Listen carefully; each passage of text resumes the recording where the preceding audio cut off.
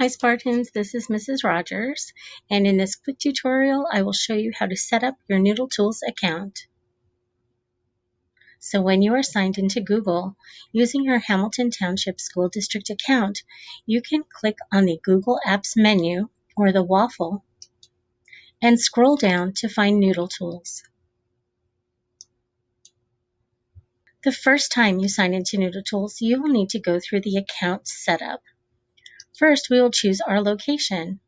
It already detects that we're in Hamilton Township School District, so I'm going to choose Hamilton High School East and click Continue. I can create an account and select I am a student or library patron and click Create Account. The next steps will have you updating your profile, where you will select your school and your expected date of graduation.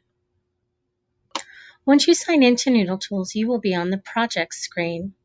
Please look at the upper right-hand corner and click on your name. There are a few settings under my profile that I'd like you to take care of right away.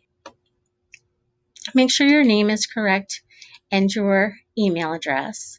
Make sure your school and your graduation year are correct.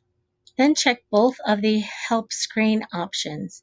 Let's turn those on for now while we are new users. We can always turn them off later and save your profile.